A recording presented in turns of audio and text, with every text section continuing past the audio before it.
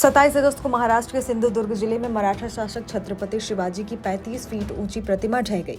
प्रतिमा के ढहने पर अब सियासत भी गरमाई हुई है।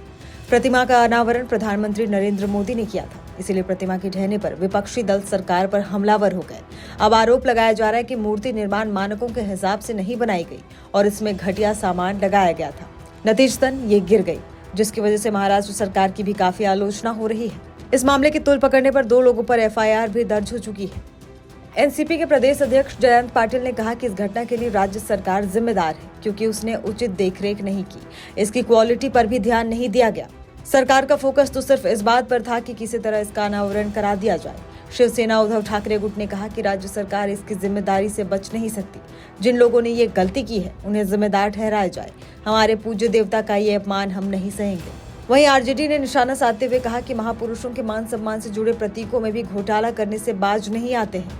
भ्रष्टाचार, धोखा और दुष्प्रचार इनके डीएनए में है। विपक्ष के हंगामे पर अब मुख्यमंत्री एकनाथ शिंदे का जवाब भी सामने आया है। उन्होंने कहा, ये प्रतिमा इंडियन नेवी ने बनवाई है, इसका डिजाइन भी नौसेना ने तैयार किया है, इसीलिए सरकार को इसके लिए दोष देना ठीक नहीं। बता दें कि छत्रपति शिवाजी महाराज की प्रतिमा बनाने का कार्य आदेश 8 सितंबर 2023 को दिया गया था और इसका अनावरण 4 दिसंबर 2023 को किया जाना था। नौसेना चाहती थी कि प्रतिमा का अनावरण सिंधुदुर्ग जिले के राजकोट किले में नौसेना दिवस पर पीएम मोदी द्वारा किया जाए। स्थानीय पुलिस ने ठेकेदार और स्ट्रक्चरल कंसल्टेंट के खिलाफ इस मामले पर एफआईआर दर्ज कराई है।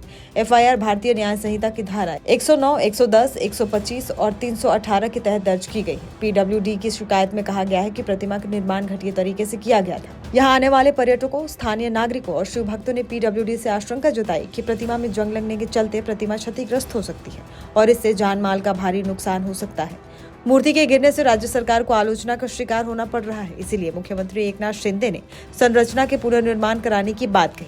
उन्होंने कहा कि मूर्ति का डिजाइन और निर्माण इंडियन नेवी द्वारा किया गया था। उन्होंने कहा कि हवा 45 किलोमीटर प्रति घंटे की गति से बह रही थी, जिसके चलते मूर्ति गिर गई।